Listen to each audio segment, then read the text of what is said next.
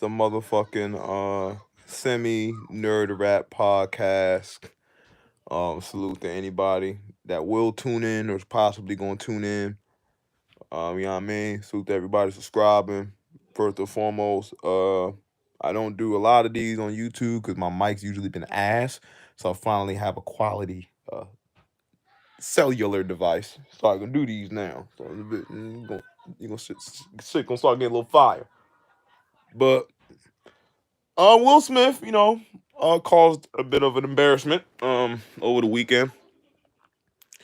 And a lot of people have a lot of opinions about it. And I'm just gonna be fair. I got a podcast that I do, Nerd Rap Podcast. Me and my co-host, a lot of lit. Salute to bro. We definitely gonna have an episode going more in depth with the topic of the Will Smith thing and what happened. But I had to give my thoughts. You know what I mean? Um, Will Smith and the Chris Rock thing is funny because Will Smith a little corny. I mean, it is what it is. No matter how you try to spin it around, and he was defending his wife. And listen, bro, listen.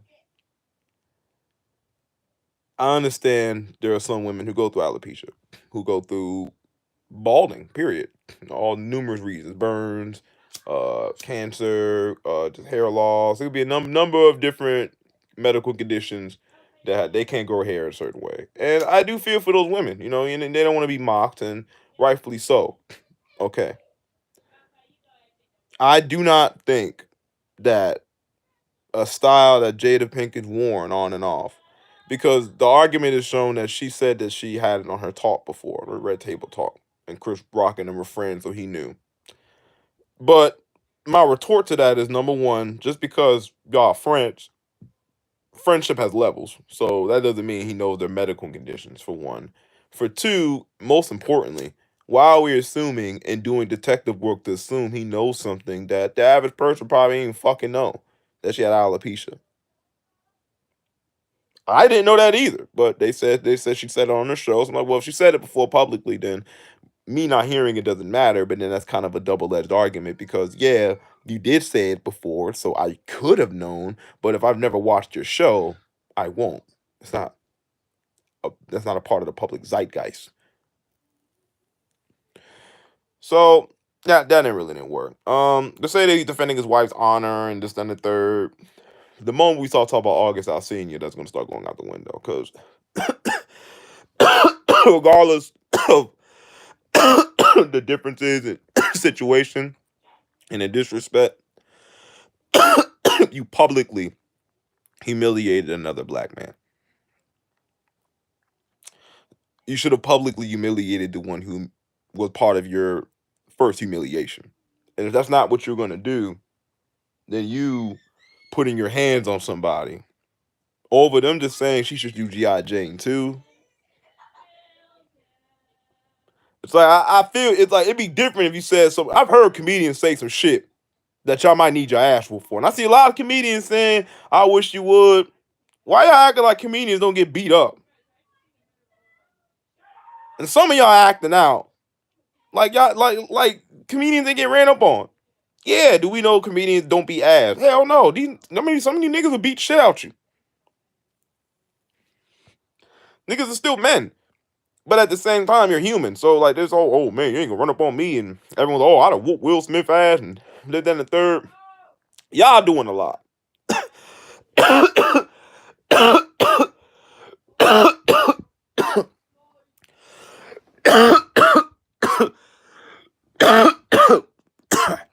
One thing we can't do is allow one black man's foolishness to have the rest of us showing our ass. Because would he have slapped another nigga on that stage? Who knows? Because my thing is, if he had slapped the nigga that wasn't Chris Rock, that's not something we can write off. Because Will Smith has never presented himself to be a tough guy. Anyway, Is it a boiling point for him because of the years of ridicule and jokes? And I mean, at the end of the day, we can make any critique of the wife we want to. And I think some of us have to kind of rein in our view of their situation because everything we know about their dynamic, they have allowed us to know publicly. They've expressed that themselves. We didn't find out about it in August. Will Smith and Jada talked live and had a conversation about it. And yes, did Will Smith look hurt? Did he look tried? Yes. But he looks like he's trying to make something work. So we felt for Will and we felt for it and we respected it because you had to. Because it was gonna come out regardless. And August was gonna go out and make a scene about it. You could tell Will was infuriated. I could feel the rage coming from his camera. He was infuriated, and it's not the fact that you stepped out because they both had an open flings. It's the fact that how it makes him look now, how it makes you look. Now everyone has something to say about his family, and he's avoided that. Now this is affecting his legacy. Yeah, it might have been a boiling point.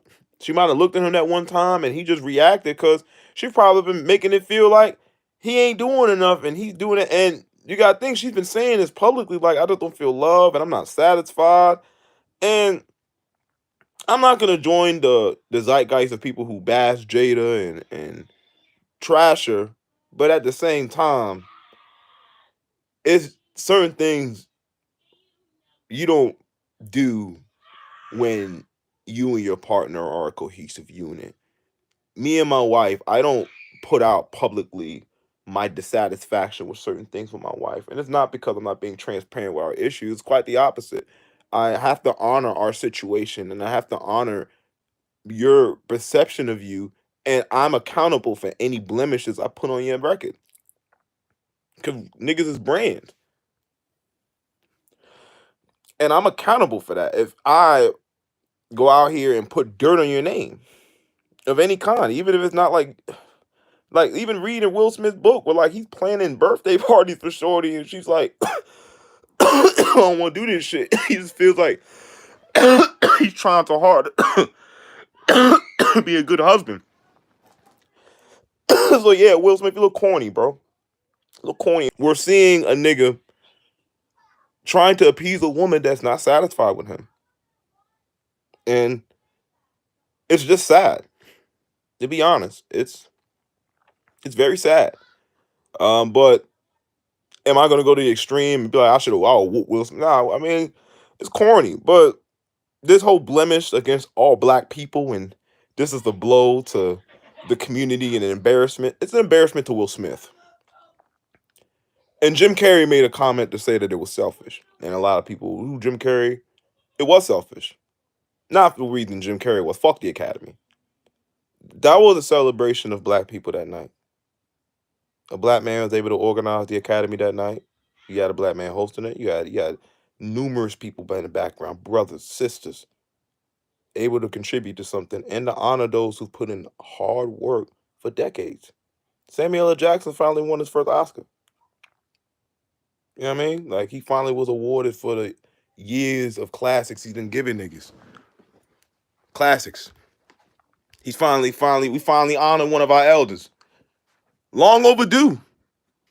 You know what I mean? And I just feel what Will Smith did was incredibly selfish. Incredibly. That was selfish. We can make justifications for him and see. Now, mind you, I'm all for it. With I don't allow other people to speak on our own, so I'm gonna defend our own regardless. I mean, I fuck with it at the end of the day. I'm defending my. I'm gonna run with my kind at the end of the day, but at the same token, he was selfish. Like Jim Carrey was not wrong. Now, Jim Carrey, you said some other shit I don't agree with when it came to the Riddler and Batman, and that's why I need you to shut your fucking mouth. Because you were saying something that the betrayal of the Riddler disturbed you. And let me explain something about your betrayal of Riddler. Your betrayal of Riddler was a murderer. Your betrayal of Riddler was a murderer. He kidnapped women. He tortured the minds of thousands of people. The Riddler in this movie is somebody who was hurt and tortured by Gotham City. And so he became a serial killer and was killing the people who did him wrong.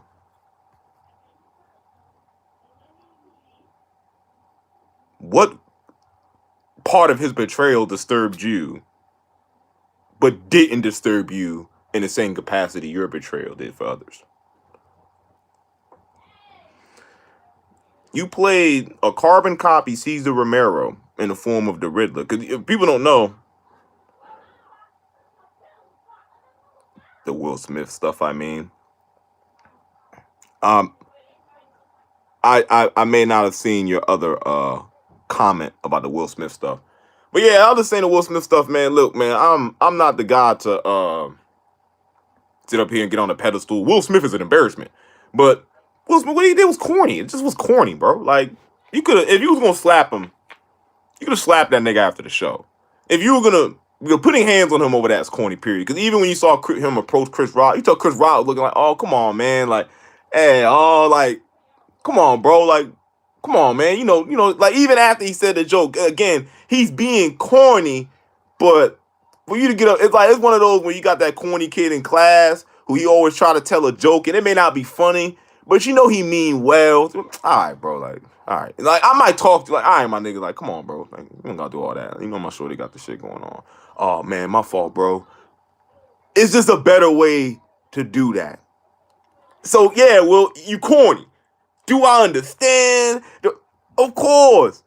You're still corny. And we love you, man. But you're going out bad right now, bro. You apologizing to Will not enough. Respectfully, bro, you owe Tony Rock a fade, man.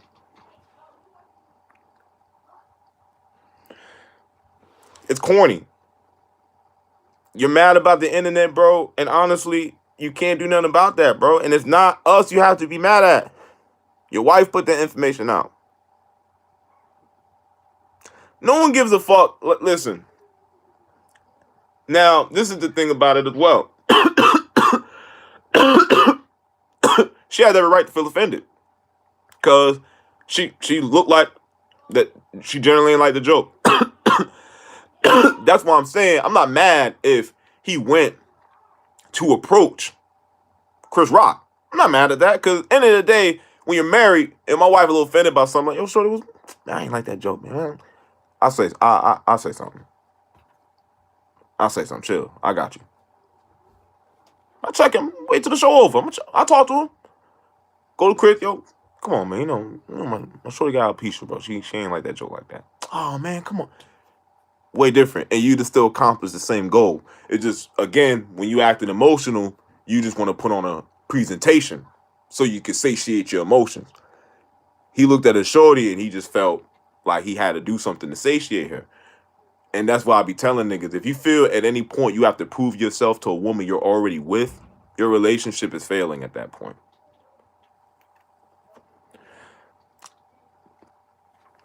I'm just going to keep it 1,000. My wife can never make me react in a way that I wasn't planning to. Any nigga I've ever been extra with because I felt like they were trying my wife, I felt like they were trying my wife. Reptilian race, rear raid. I don't know what that means, sir. I have no other comment to that. I don't know what the fuck you're talking about.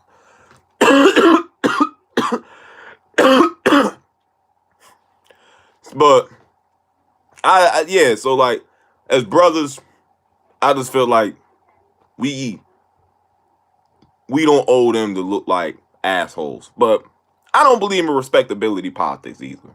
I'm not that guy like, oh, in front of the academy, don't embarrass ourselves in front of these white people. If these white people already think I'm an animal and I'm a subhuman, I can do nothing to prove otherwise. And I don't owe you, like, what do I look like? Trying to prove my humanity to someone that already thinks I'm an animal. Fuck you. I'll bang my chest and act extra niggerish. We don't owe anyone the right to perform in a way that appeases their comfort if it does nothing but just go against your sensibilities. If I'm existing and that bothers you, then fuck you. May you rest in hell. So We've seen worse.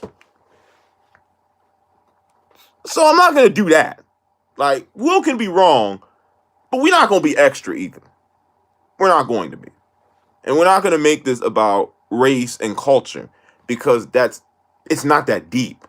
Will was acting corny and did some corny ass shit. Real niggas already knew that was corny. And it was just corny. And you could look at Will, like Chris looked embarrassed. Fuck Will Smith. Chris looked embarrassed like, so you put your hands on me? And yeah, you know, Sam and Denzel, they gonna hold Will down because they know him. That don't mean they condone what he did. Like, come on, you my man, bro. Fuck wrong with you, man? You look crazy out here. Fuck them. Nigga, you making us look, what the fuck wrong with you, bro? You better than that.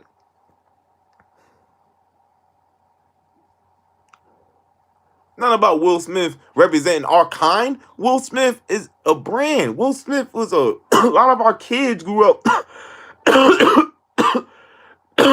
looking at Will Smith like fucking how white people look at Tom Hanks.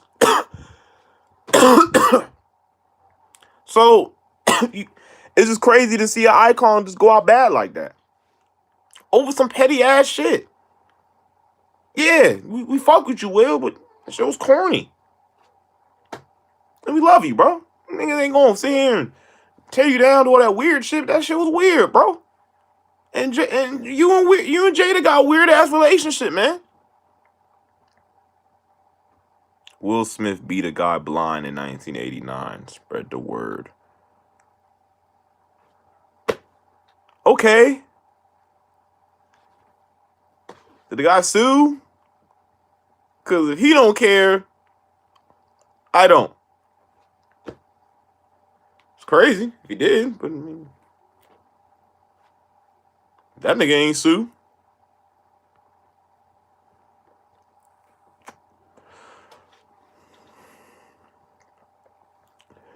Nah, if he really beat a nigga blind, though, that's crazy, though. Damn. That's kind of wild.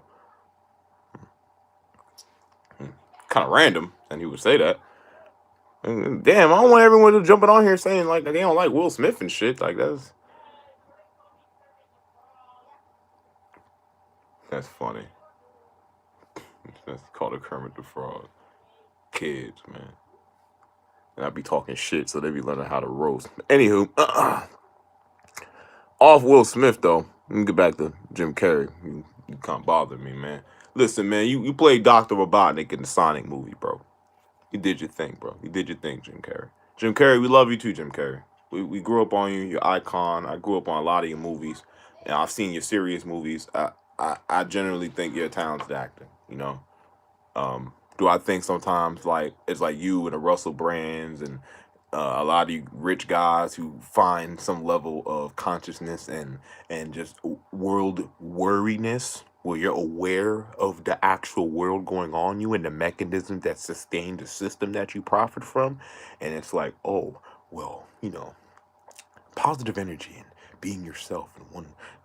I feel you, bro, but like I bet you could be positive being able to go to goddamn the Lake Minnetonka Reservation spa and bathe in filtered waters, my nigga. Niggas don't get that luxury like that. I bet you could. And it's like this pretentiousness that I have, like with a lot of these guys who who jump out years later because of a role they were in. Like it's like when Tommy was telling niggas like, "Oh, I can't mess with the new Power Rangers. It's too dark. It's not for the kids." Or like Jim Carrey, like, "Oh, I can't mess with the Riddler because it's too disturbing and it's just, you know, I'm worried about how things are going." And it's like, bitch ass nigga, this is Batman in the '70s. Like The Dark Knight Returns came out in the '80s, but I have the graphic novel. Batman Year One came out in the late '80s. Dark portrayals. Like this is when Catwoman was a hooker. Like the same way you saw her in the Batman. Yeah, that was in Year One in the fucking '80s. Batman the animated series that Jim Gordon gets shot on TV. Batman has been dark for almost 40 years. The Riddler's been a murderer for almost 40 years.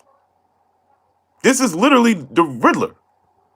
Someone who feels wrong. Matter of fact, the movie made him far more sympathetic than he is in the books, where he's usually just a manipulative, narcissistic psychopath.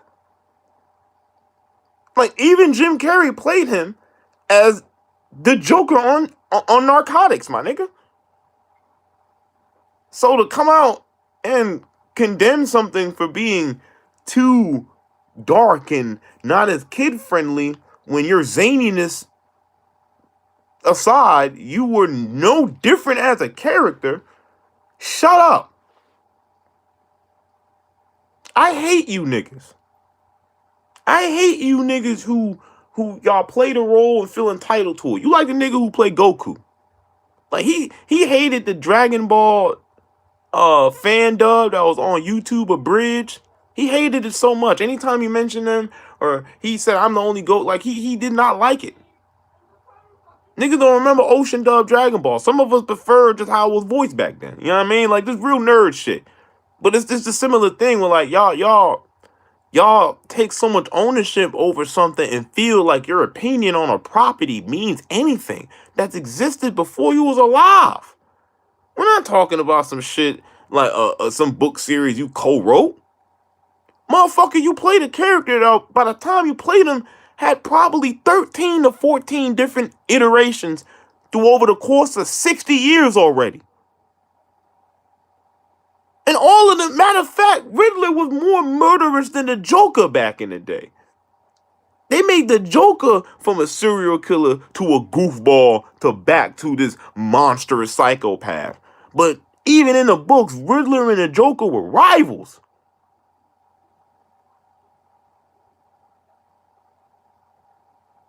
I didn't get that. I didn't get that.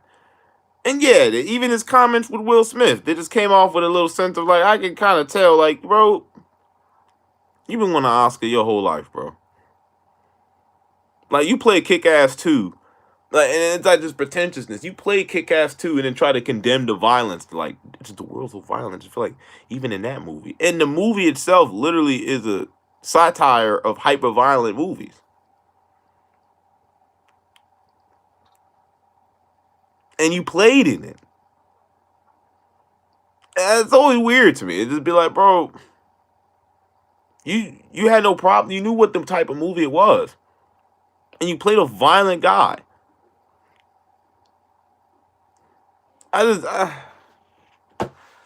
You playing Dr. Robotnik. Like, I guess you could play that because it's not as violent. So it's kind of in a kid-friendly realm. And it's just better for you. It's just, we love you, man. But shut the fuck up, bro. Shut up. Shut up. Please. Shut up. I can't stand y'all. Yeah, see the comments now. Will Smith be the guy blind and down. Yeah, once I start talking about Will Smith, y'all jumped off the motherfucking chat, huh? We had to start having a conversation. But yeah. But that's pretty much all I got on the Will Smith thing. And just the comments afterwards, just he a little corny, but some of these other narratives that are getting spun out of this conversation, and I notice anytime something happens in pop culture that involves like our black icons and celebrities, we like to turn it into like this excuse to start using it as an open dialogue for other subjects that somehow, some way pertain to this. And I feel we got to stop that. We have to start allowing these individuals to be just that as individuals. And their news coverage of this and how they're allowing the slap to be the most notable thing of a mostly black organized event is on purpose. I know that, right? So yes, Will Smith, what you did was selfish. Because now something that wasn't getting any coverage for this reason, funny enough, a mostly black run Oscars. Funny. And just for you to do that, and that's the only way we were able to see it. And now a night of glory and victory was overshadowed by that bullshit. So yeah, Will Smith, that was a little selfish, bro. So like your apology's not enough. You need to apologize to the people that won awards that night. you and Chris Rock and his family need to have a conversation. And Jada posting shit like now I'm ready for healing. Respectfully, if Chris Rock got a wife, she need to whoop your ass.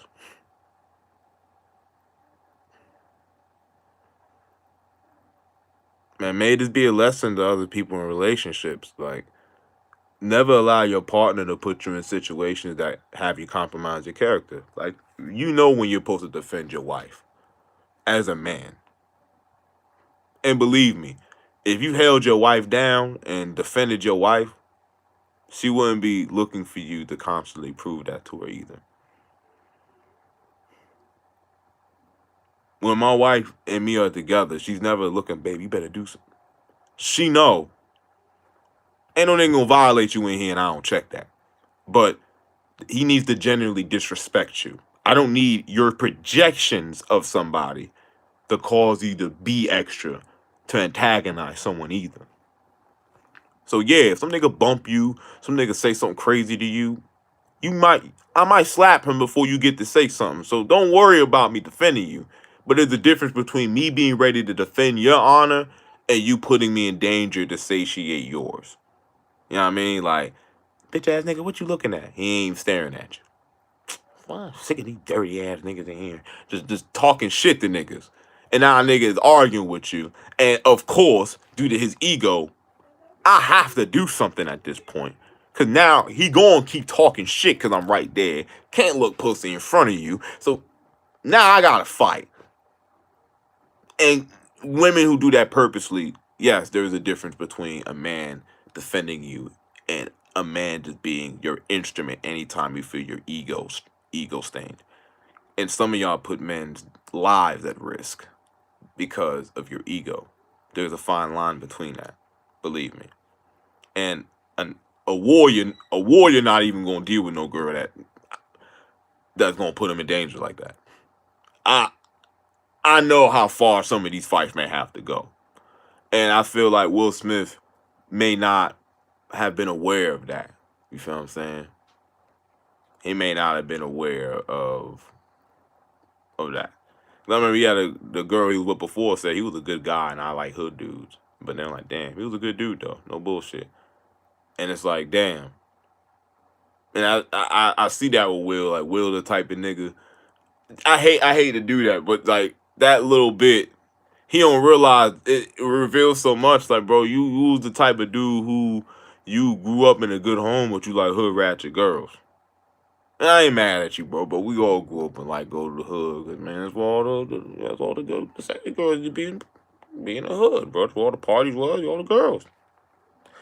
Cool, but you allowed yourself to be taken advantage of very easily. And now, see, that's the beauty of me growing up with my sister and my mother. You know what I mean? Like they were the king of the trade of working that first date to get everything they needed for a couple weeks. Niggas be sending them bill money. They ain't goddamn open toe sandals yet. Just the gift of they gab. But a nigga grew up around that. So I just grew up where I just see it a mile away. So that's just that was my fortunate thing. So I can see that with Will. Like, bro, you ain't had you listen. A nigga know better. I knew better years ago. Like, sure, I can tell right now. Like, you're running a room and talk shit to a nigga just because he ain't give you a certain level of attention. Like, just be combative with a nigga and he ain't paying you no mind, and make an enemy out of him just because he's not paying you no mind. And now the nigga that you're actually with, he has to fight for you. He's with you, but you literally are putting him in danger just because you want to be extra. And that's Jada. That was an extra moment, like, and that was the moment for Will to be like, yo, shorty, like, what wrong with you? Like, you alright? What you mean? Like, you gonna let him talk to me like, shorty, I can say something afterwards, but it's a G.I. Jane joke. You about to do that over word? I say something to him, but chill out.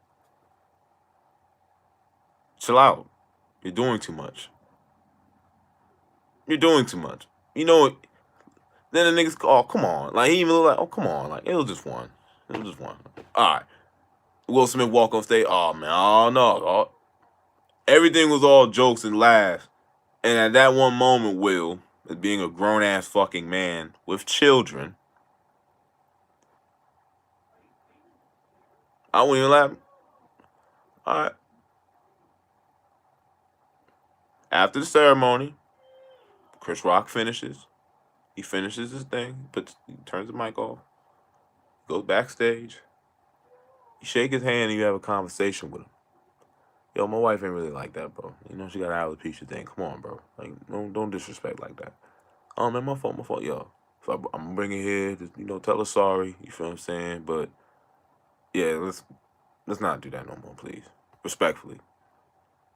I'm gonna offer respect. Because at no point was Chris Rock looking to be malicious. You can see that in the thing. You was talking about the whole audience. It wasn't just Jada. That's the part where it's like, bro, you got check Shorty because she's doing too much. Let's talk about the room, Shorty. Like, come on. He's a comedian. Come on.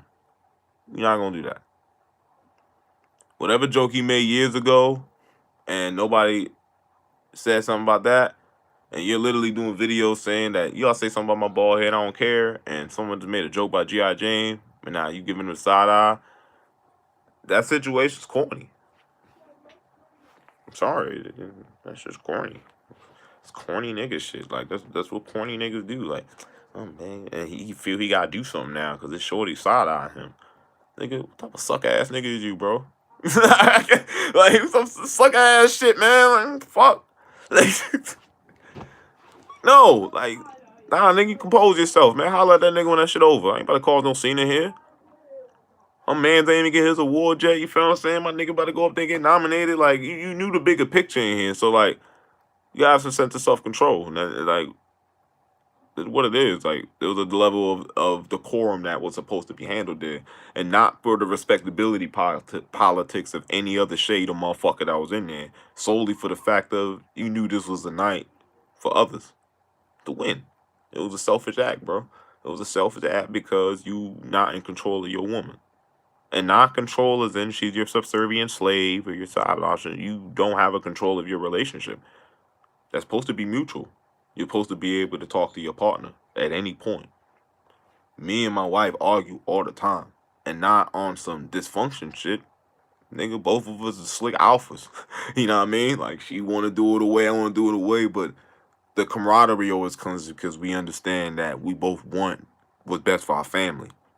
So we always are able to work together, even as we're bumping heads, because we both know we trying to get here the same way. We just be bumping heads over dumb shit. And you have to be able to see the bigger picture. Sometimes it ain't that fucking serious. A lot of times we ain't arguing about shit. We're arguing about the fact that we both are trying to get to the same conclusion, but want each other to understand which point we're making to get to the same conclusion. We're not even arguing about nothing. And once we realize that, half the time we be just talking shit just for the fuck of it at this point. Man, shut up. What are you talking about, man? Nigga, like, we know, like, it ain't that deep. And that's our relationship. And it's a level of just understanding. Like, I know at the end of the day, we're trying to do the same thing. So it's easy to just sidestep bullshit. Like, nigga, someone make her mad. Babe, I ain't like that. Huh? You know what? My fault. I apologize. It's cool. We get right back to joking and laughing. Man, come on now. Like, come on. You ain't gotta do all that. What? Alright, respect. That's the give and take of a good relationship. And I want this to be a lesson to people. We looked at the Will and Jada for years. No more. The healthy relationships we were building based on their images, we just realized that it was better to have them be an image and an ideal versus being real people. And now we realize that they probably didn't have that shit together. They just had to maintain the image based on how we saw them. And our image of them probably put far more pressure on Will to try to be the best husband he can be.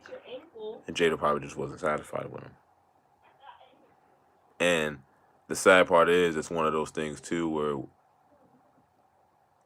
Will, you got to be happy with yourself, man. You have to find peace for yourself first. Your partner can't give you that. Your partner will never give you peace of self. You have to find that. And I feel like we looked at these celebrities as like our goal point when we don't need to look up to them at all. Enjoy their movies and what they do, but I think we probably reached a far happier place in most of our relationships than a lot of them. We don't have the pressure to keep it good. So if you're with your partner for this long, you just want to be there. That means you're making it work. Let's be a lesson. It's not going to be perfect. You're going to argue. You're going to bump heads. But we got to start looking at these people as like our goals. Don't let anyone's relationship be a goal for you. Let the goal for your relationship just to be for y'all to be happy with each other and y'all to be able to communicate healthily and have healthy dialogue and communication. The romance is going to die at some point. Sorry to tell y'all. Y'all gonna love each other. Y'all gonna be affectionate and show signs of affection, of course. Not saying like romantic gestures will be gone, but the honeymoon state is gonna be gone, and y'all want to have a genuine friendship with your partner. You know what I mean? I love my wife, but my wife is my best friend.